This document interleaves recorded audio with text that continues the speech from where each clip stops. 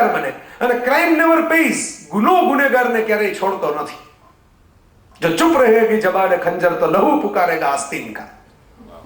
આસ્તીન એટલે બાઈ. તમે ખંજર સાફ કરી નાખો પણ ક્યાંક તમારી બાઈ ઉપર એક લોહીનો છાંટો પડેલો હોય, એમાંથી ધીરે ધીરે ખબર પડે કે આ ગુનો કોણે કર્યો હતો ને કેવી રીતે છે. જો ચૂપ રહેગી જબાને ખંજર તો લહુ પુકારેગા આસ્તીન કા. આ જેમ્સ એટલી ચેઝની થીમ તમે વાંચો એટલે તમને ખબર પડે કે માણસના મનના ઊંડાણ સુધી તમે પહોંચો. આપણે જે આ પ્રયોગ જ નથી થતો. આપણે મેં કીધું ને, આપણે એવું માનીએ કે આપણે દરવાજો બંધ કરી દીધો એટલે આખી દુનિયામાં ક્રાઇમ થતો બંધ થઈ ગયો. પણ ક્રિમિનલના મગજમાં શું ચાલતું હોય એનો સ્ટડી કેમ કરવો? ક્રિમિનલ થઈને થોડો કરાય છે. ઇરફાન ખાન આપણા બહુ સારા અભિનેતા, ઉત્તમ, હમણાં એમને નેશનલ એવોર્ડ મળ્યો છે 2 દિવસ પહેલા. ઇરફાન ખાને હમણાં એક આપકી અદાલત હું જોતો હતો, એની અંદર એને ઇન્ડિયા ટીવીમાં મુલાકાત આવતી હતી. એમને પૂછ્યું કે તમને અભિનયની આ મજા આટલી બધી આવે, તમે ઇન્ટરનેશનલ લેવલે આટલો સરસ અભિનય કરો અને એનું સિક્રેટ શું? એટલે ઇરફાન એમ કહ્યું કે ભાઈ પૈસા મળે, નામ ના મળે, આ બધું તો ઠીક છે, પણ અભિનયનો મોટો ફાયદો એ કે તમે એક જિંદગીમાં અનેક જિંદગી જીવી શકો. જિંદગી તો એક જ જીવવા મળી તમને, પણ તમે એક્ટરો તમે અનેક જિંદગી જીવી શકો. સ્ટેજ ઉપર જે પાત્ર ભજવો એ જિંદગી તમારી થઈ ગઈ. તમે ક્યારેક દાનેશ્વરીનું પાત્ર ભજવો, ક્યારેક ઈશ્વરનું પાત્ર ભજવો, ક્યારેક કોઈ નોકરનું પાત્ર ભજવો, ક્યારેક કોઈ શેઠનું પાત્ર ભજવો. અનેક જિંદગી જીવવાનો તમને મોકો મળે. સાહેબ, ઉત્તમ રહસ્ય કથાઓમાંથી પસાર થવાનો ફાયદો એ કે આ દુનિયામાં ડગલે ને પગલે ક્રાઇમ છે, ડગલે ને પગલે ગુનેગાર છે, ડગલે ને પગલે લોકો તરાપ મારીને બેઠા છે તમારી ઉપર. એ કેવા લોકો છે, એનું મગજ કેમ કામ કરે છે અને એને કેવી રીતે પારખી શકાય આગોતરું, એની ટ્રેનિંગ તમને મળે રહસ્ય કથામાંથી. એટલે વિષયની અંદર મેં લખ્યું કે રહસ્ય કથાથી બહેતર બુદ્ધિ.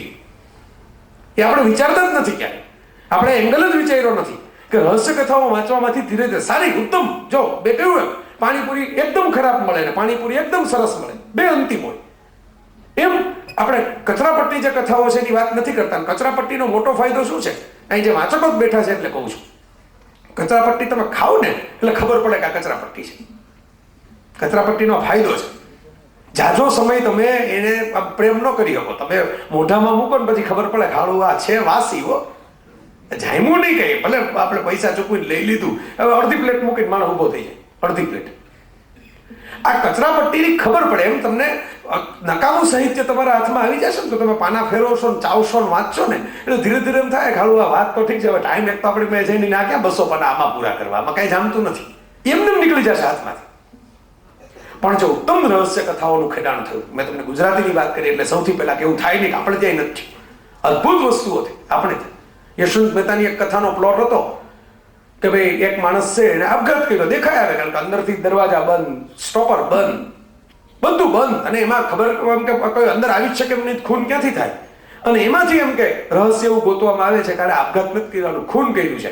અને ખૂન એવી રીતે કર્યું છે કે એને બેભાન કરી ગળામાં ફાંસો નાખી લટકાડી દેવામાં આવ્યો અને નીચે બરફની પાટ મૂકી દેવામાં આવી. એટલે બરફ ઓગળી જાય એટલે આપોઆપ લટકી જાય. તમારે પછી અંદર ક્યાં કોઈ માણસ જ આવવાની જરૂરત છે? તો વિચાર કરો, આવા આવા પ્લોટ આપણે ત્યાં લખાણા છે, નથી લખાણા એવું નથી. અને જગતની કોઈ પણ કથા છે એની રહસ્ય કથા જ છે અંદર. જગતની કોઈ પણ કથા, કારણ કે પછી વોટ નેક્સ્ટ? એકતા કપૂરની સિરિયલ જોવા તમે બેસો તો છેલ્લે તમને સવાલ તો એ જ થાય ને કે કાલે શું થશે. અત્યારે તો આ બે જણા ભેગા થયા પણ કાલે ઓલી નણંદ શું કરશે? આ વોટ નેક્સ્ટ નો સવાલ તમને થાય ને રહસ્ય કથા. હવે શું, હવે શું છે ને એ જગતનો મહાન સવાલ છે. તમને આ લેક્ચરમાં તો જ મજા આવે જો વોટ નેક્સ્ટ તમારા મનમાં થયા રાખે, નહીં તો એમાંય મજા ન આવે. જગતની જિંદગીની આ થ્રિલ છે. તમને કોઈ કહી દે ને કે તમારા જીવનમાં શું શું બનવાનું છે, કોઈ ત્રિકાળજ્ઞાની આવીને તમને વહાલું બહુ લાગે પણ પછી જીવવાની મજા જતી રહે. કારણ કે તમને ખબર જ છે કે હવે શું થવાનું છે. પોઝિટિવ થવાનું હોય તો ખબર છે, નેગેટિવ થવાનું ખબર છે, એનો રોમાંચ જતો રહે, થ્રિલ જતી રહે. થ્રિલર જે છે એની સૌથી મહત્વની વાત એ છે રહસ્ય કથાની કે એનો જે રોમાંચ છે ને એ હવે શું એ તમને ખબર ન હોય ને ત્યાં લગી તમને પકડી રાખે. તો મેં કહ્યું એમ ભારતમાં તો ખૂબ લખાણી. સાહેબ, વાલ્મીકી રામાયણની અંદર રહસ્ય કથાના એલિમેન્ટ છે. હનુમાન સીતાને ગોતવા માટે અલગ અલગ જગ્યાએ જાય છે. વાલ્મીકી રામાયણમાં એક શ્લોક છે કે એક જગ્યાએથી ફસાઈ જાય છે, ગુફાની અંદર જાય છે, ત્યાં હનુમાન એમ કહે છે કે અંદર કંઈક હોવું જોઈએ, અંદર પાણી હશે. એટલે બાકીના વાનરો પૂછે છે કે અંદર પાણી હશે કેમ ખબર પડી? એટલે એમ કહ્યું, હનુમાન એમ કીધું કે આ ગુફામાંથી પક્ષીઓ બહાર ઉડીને આવ્યા. ગુફાની અંદર પક્ષીઓ રહે નહીં જો પાણી ન હોય, એટલે અંદર પાણી હશે. ત્યાં એને ઓલો જટાયુનો ભાઈ સંપાતી મળે છે, ત્યાં જાય છે. આ વાલ્મીકી રામાયણમાં એલિમેન્ટ હતા. સસ્પેન્સ સ્ટોરી જેવા કે આ એક પુરાવો, અને પુરાવાના આધારે નક્કી કરો કે આગળ શું ઓલી વીંટી આપી હનુમાનની શું છે. સસ્પેન્સ સ્ટોરીનું જ એલિમેન્ટ છે ને, કે આ વીંટીથી ચેક કરાવી લેજો પેલા કે કોણ સાચો કોણ છે આમાંથી. તો આ એલિમેન્ટ તો આપણે જ્યાં પરાપૂર્વથી ચાલ્યા આવે છે, સદીઓથી ચાલ્યા આવ્યા છે આ સસ્પેન્સના એલિમેન્ટ, આ મહિલાનો આ લાક્ષાગ્રહ. પણ મારે એક નવો કલર તમને બતાવવો છે જેમાંથી હું પસાર છું, જે સ્ટોરીઓમાંથી મને ઘણું શીખવા મળ્યું. એક બનેલો કિસ્સો કહો. અમારા એવા મિત્રો બેઠા છે, જય ને અશોક ને એવા બધા ફેસબુક ઉપર રેગ્યુલર આટા મારતા હોય એવા. બનેલો કિસ્સો છે કે એક વ્યક્તિ મને મળવા માટે આવ્યા જુવાનીઓ, ત્યારે હું થોડોક વ્યસ્ત હતો. મારા પિતાશ્રી બહાર હતા, એને દરવાજેથી જ એને વિદાય કરી દીધો. અને પછી મને એમ થયું કે ભાઈ આ એમ કે છોકરો જતો રહ્યો ને એને કંઈક કામ હશે, શું હશે. હું ખરેખર વ્યસ્ત હતો ત્યારે મેં જ કહ્યું હતું કોઈને અંદર ના આવવા દેવા, મારું લેખ નીતર પૂરો નહીં થાય. પછી મેં બીજા દિવસે ફેસબુક ઉપર મૂક્યું કે ભાઈ આ ફેસબુક યુઝર જ હોવો જોઈએ, અને આ એમ કે આ આવી રીતે આટલા વાગે આવેલા ભાઈ, અને એ ફેસબુક ઉપર હોય તો મારો સંપર્ક કરે એટલે હું એને મળી શકું. અને 24 કલાકમાં એ ભાઈ પ્રગટ થઈ ગયા ફેસબુક ઉપર. પછી બધા એવું પૂછ્યું કે તમે કેમ નક્કી કર્યું આ? એટલે મેં એમ કીધું ચાર પાંચ સીધા કારણો છે. સવારના પોરમાં એ ભાઈ મને મળવા માટે આવ્યા ને મેં તો એનું મોઢું નથી જોયું. એને તો બહારથી આંગણામાંથી ફળિયામાંથી જતા રહ્યા, પણ પહેલા તો એ મળવા માટે આવ્યા કે મારે જય વસાવડાનું કામ છે. મારા પપ્પાએ કીધું તમારું નામ ને નંબર આપો, તો એને આપ્યું નહીં. જો કોઈ વ્યવસ્થિત શિક્ષક કક્ષાનો 40-50 વર્ષનો માણસ આવે ને તો એ હંમેશા ચીકણા જોઈએ, યાદ રાખ. અનુભવે ચીકણા થઈ જ ગયા હોય 50-60 વર્ષ માણસ, એટલે એ એમને જાય જ નહીં. જુવાનીઓ હોય નહીં જ એમને ભાગી જાય ડરીને કે આપણે નામ બામ કઈ આપવું નથી, નંબર કઈ આપવો નથી. ઓલો જે જમાનાનો ખાધેલ માણસ આવ્યો હોય ને, ભલે વાંચક હોય, ભલે ગમે એટલા દૂરથી આવ્યો હોય, એ કાગળમાં લખીને જ જાય કે જયભાઈના કાગળ આપી દેજો, આટલું લખ્યું છે, હું આ છું, આ મારું સરનામું, આ મારું નામ. એટલે પહેલું નક્કી થઈ ગયું કે ભાઈ આ વ્યક્તિ જે કોઈ આવ્યો હોય કોઈ બહુ બહુ અનુભવી કહેવાય એવો માણસ નહીં હોય. બાઇકનો અવાજ ના સાંભળો, બાઇકની કીક લાગવાનો અને આવવાન જવાન સાથે. એ અવાજ સાંભળે એનો અર્થ કે બાઇક લઈને મળવા આવ્યો હતો. એટલે બાઇક લઈને મળવા આવ્યો એટલે કોલેજિયન કક્ષાનો યુવક હોય કે બાઇક લઈને ફરવાનું પસંદ કરે. એને એમ કીધું બહારગામથી આવ્યો છું, પણ બહારગામથી બાઇક લઈને કોણ આવે? અને મેં કીધું સાવ એવો માણસ ન હોય, નહીં તો પર્ટિક્યુલર હોય, બરાબર. અને એમ કે મળવાની વાત થઈ ને પછી એમ કીધું કે ભાઈ બિઝી છે, તો પછી લાંબી ચર્ચા કર્યા વગર જતો રહ્યો. એટલે એ ગભરું જુવાનીઓ જોઈ. નહીં તો ગામડાનો માણસ આવ્યો હોય ને એ પોકો હોય કે કઈ વાંધો નહીં, 2 કલાક બેઠા જ છીએ, આટલે દૂરથી આવ્યા, નવરા થઈ પછી મળી લેશું. એ કોલેજ જ ભાગી જાય એવી રીતે સડસડાટ કરશો. એના આધારે મેં નક્કી કર્યું કે જોઈ મને મળવા લગી આવ્યો હોય તો જુવાનીઓ હોય ફેસબુક ઉપર આટા મારતો જોઈ તો અત્યારે લખી નાખો મળી જશે. હવે કેમ ખબર પડે? આ એટલા માટે ખબર પડે કે બચપણમાં રહસ્ય કથાઓ બહુ વાંચી છે. તમને ધીરે ધીરે ધીરે ધીરે તાગ મળતો થાય વસ્તુઓનો. તમને ખબર પડે કે આ ચેસની ગેમની જેમ કે આ ક્યાંથી ક્યાં શું ખેલ ચાલી રહ્યો છે, કોણ ક્યાંથી કેવી રીતે વર્તશે. પછી ઘણી વખત અમારો આમ પડછાયાની જેમ મારી ભેગો હોય, ગોપાલ મારી ભેગો જ છે અત્યારે, અહીં સામે જ બેઠો છે, એને ખબર છે, એનો અનુભવ છે. ઘણી વખત પારખી લઈએ અમે કે આમાં આમ છે, આ વ્યક્તિ છે, આપણે આ ખામી છે, આ પ્રોબ્લેમ છે, પછી બોલીએ નહીં સારા માણસ તરીકે કે ભાઈ આપણે કેવું નથી. ઘણી વાર હું જતું કરતો, ખબર હોય કે આ વસ્તુ જતી રહી છે, આની લીધેલી છે, પણ આપણે જતી કરી દઈએ કે ભાઈ હવે એનો ફજતો નથી કરવો, આપણે જવા દઈએ, બરાબર. પણ એ ખબર જ પડી જાય, ખબર ન પડ્યા વગર રે નહીં, એમને સ્કેનિંગ થઈ જ જાય. રસ્તાની ઘણી વાર ખબર પડી જાય કે આમ નીકળો ને તો જ આ રસ્તો પહોંચતો હોવો જોઈએ. રહસ્ય કથાઓને કારણે તમે સારી ક્રાઇમ થ્રિલર વાંચો એટલે એની અંદર એક સ્ટેપથી કેમ આગળ વધવું ને એની તીવ્ર નિરીક્ષણ શક્તિ ડેવલપ થાય. ક્રાઇમ વિશે એક સરસ મજાનું કોટ છે કે crime is A left handed human endeavour. જમણા હાથે તમે જે કંઈ કરો ને એ જ ડાબા હાથે એક માણસ કરે ને ક્રાઇમ થઈ જાય. ધૂમ પિક્ચરમાં સરસ રીતે બતાવવામાં આવ્યું છે કે ઇન્સ્પેક્ટર હોય અભિષેક બચ્ચન અને જે વિલન હોય જોન અબ્રાહમ કે રિતિક રોશન, બંનેની સાયકોલોજી એક જ સરખી હોય, પણ એક જમણા હાથે એટલે કાનૂનની સાચી બાજુ હોય, બીજો ડાબા હાથે એટલે કાનૂનની ઉલટી બાજુ હોય. સાયકોલોજી એક જ સરખી હોય, ઇન્ટરેસ્ટ એક જ સરખા હોય. તો ક્રાઇમની મેં તમને કહ્યું એમ ક્રાઇમ કરવા માટે માણસ પાસે 4 વસ્તુ જોઈએ. એક પહેલો જોઈએ ચાન્સ, મોકો, તક વગર ક્યારેય ગુના થાય નહીં જગતમાં. બીજી જોઈએ હિંમત, કરે છે. ડરપોક માણસ ગુનેગાર થઈ જ ન હોય, એ અંદર સજા નક્કી કરી લે પોતાની, એટલે એ ગુનેગાર ન થઈ શકે, બરાબર. ત્રીજી જોઈએ તૈયારી, પ્રિપેરેશન, એટલે જેની ઇન્ટેલિજન્સ હોય ને એ જ ક્રાઇમ કરી શકે. હું રિયલ ક્રાઇમની વાત કરું, કોકને છરી લઈને પૈસા પડાવી દેવા એ ક્રાઇમ જ નથી, એ લૂંટ છે. ક્રાઇમ એટલે જ એવા ગુનાઓ કે જેની અંદર તમારે બુદ્ધિ વાપરવાની, એક જેફરી આર્ચરની કથા હતી, not a penny more not a penny less.